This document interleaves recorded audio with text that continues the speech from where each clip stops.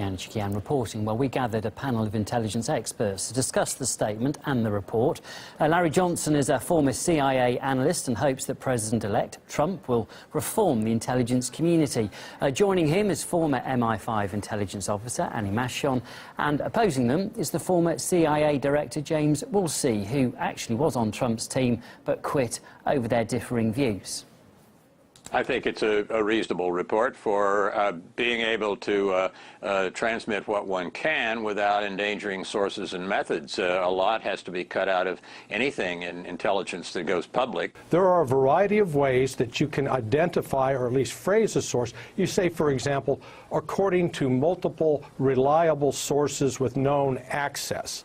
Now, that doesn't tell you if it's human or SIGINT or ELINT. It doesn't tell you what the source is. There's a way to phrase it. Of course, they're going to claim that they need to cut out the actual smoking gun, the evidence from this report. But actually, if indeed there had been hacking, there would be traces that could be found. The fact that those traces have not been found, have not been reported, without any particular scientific methodology behind it, does make the report very evidence-light. Russia has had a program called disinformation, for decades. What's new is it's being done with cyber. What was the disinformation in this campaign? The fact that WikiLeaks puts out emails that one could, I think there's a plausible case to be made that they were in fact leaked to WikiLeaks. And what was the disinformation in those WikiLeaks? What we found out was not disinformation, but actual truthful information. WikiLeaks editor Julian Assange has commented on the report, claiming that it looks more like a, quote, press release and based mostly on information from social media. We can take a listen.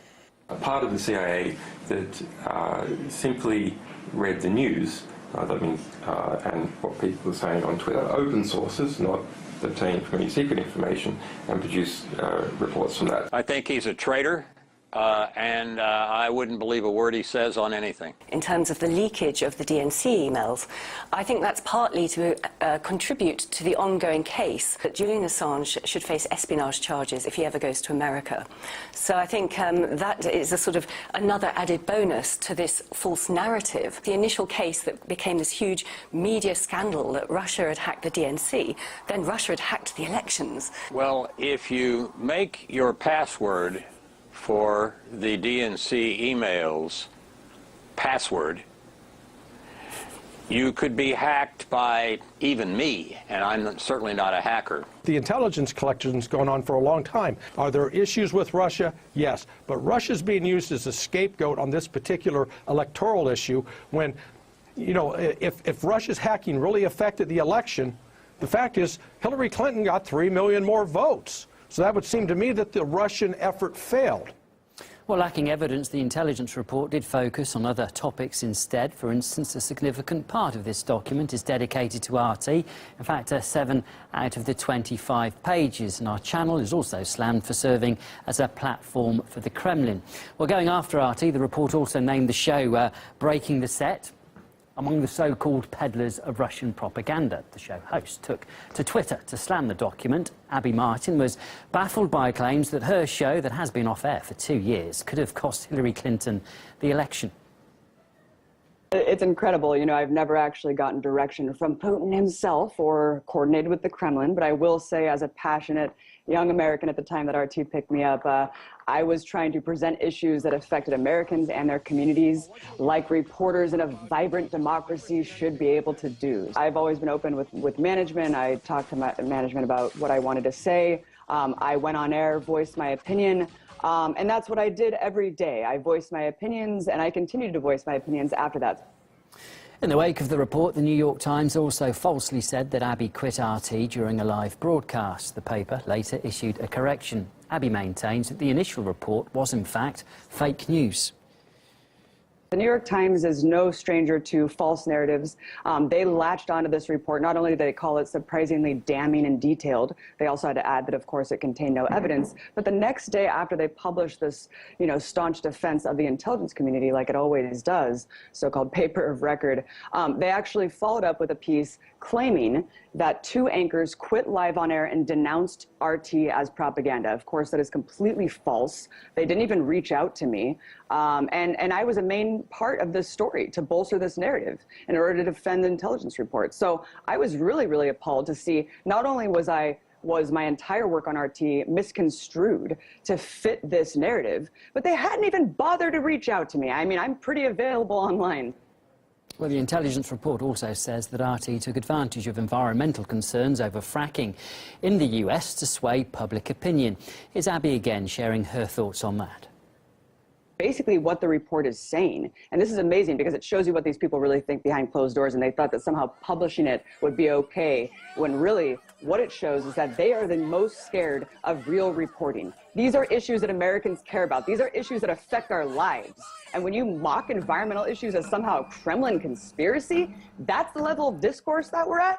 You know, in the DNC leaks, Hillary was scoffing at environmentalists. She was actually calling anti-fracking activists a tool of the Kremlin as well. So this is where we're at in society, where the establishment actually is so threatened by people talking about Wall Street greed that they are willing to go out on a limb and say that this is all being fomented by the Kremlin. It is a bizarro world, and I will say it is a post-truth reality that they are actually construing themselves. And let's be honest, what this is really about. This is not about Russia as some sort of threat to anyone except capitalism and U.S. hegemony and supremacy around the world.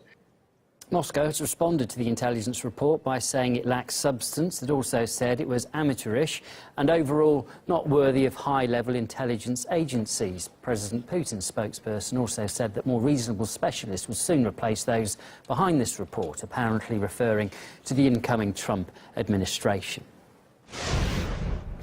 Now, today, Barack Obama will bid the nation goodbye in his last big speech as the US president. And as he prepares to leave the White House, new polls have assessed his term in office. The latest show that only a third of Americans think that Obama kept his campaign promises. Two-thirds believe that he failed to keep his pledges, although 44% do say that he did try. Looking back at Obama's legacy, here's Caleb Maupin. When Barack Obama ships out on January 20th, it looks like he'll be leaving with the same kind of bombastic fanfare with which he came in. Check out the White House YouTube. To me, he would be the Jackie Robinson of politics from my standpoint. I compare him to Jackie Robinson, the first African-American Major League Baseball player. Well, at a few key moments when Obama stepped up to the plate, he hasn't exactly hit home runs. Clear-eyed, we can understand that there will be war and still strive for peace. Peace award in hand, Obama went on to topple the government of Libya and then fund rebels to tear apart Syria. He inherited 2 wars, but now the United States has ops in Iraq, Afghanistan, Syria, Somalia, Pakistan, Cameroon, Uganda, and Yemen. The United States has conducted an operation that killed Osama bin Laden, the leader of al-Qaeda. Yes, he never stops talking about that one. Yes, bin Laden is dead, but his replacement runs a group called ISIS, and John Kerry even tried to warn him. We know that this was growing. We saw that Daesh was growing in strength. The effects have been so bad, and the suffering has been so great, and it's been at such odds with what we thought President Obama was going to be like when he came into office in January 2009. Advertised himself as a peace candidate, as someone who was going to be different than the Bush administration. I've come here to Cairo to seek a new beginning between the United States and Muslims around the world. And yet there's more terrorism and instability in the Middle East than there has been in a long time. Syria and Libya were peaceful countries when Obama first took office. So was Yemen. Now the chaos and instability is spilling over into places like Brussels and Paris. And even America's best pal in the region is unhappy. Israel hopes that the outgoing Obama administration will prevent any more damage being done to Israel at the UN in its waning days. We have it on absolutely incontestable evidence that the United States organized, advanced, and brought this resolution. I committed to resetting the relationship between our 2 nations, to deepen Russia's integration into the global economy. Funny, given that Obama's parting gift has been new sanctions on Russia in response to unproven allegations of election meddling. Now Obama is attacking his successor for saying roughly the same kinds of things that he said when he first took office. But on to the home front. We turned recession into recovery, and we've put more people back to work than all other major advanced economies combined. But these aren't the good-paying industrial jobs of yesteryear. Millennial workers are on short contracts with low wages. Food stamp applications are up a third, which is a drain on the public purse, which already owes $8 trillion, by the way. Financially, the country is much worse off. We continue to run up debt. We continue to spend too much money. Taxes keep going up. We don't believe in the free market, and it's very damaging.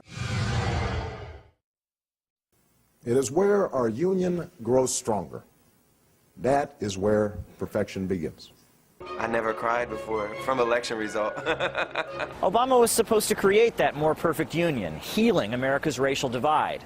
But instead, we got the death of Trayvon Martin and others, igniting Ferguson, Baltimore, and Dallas.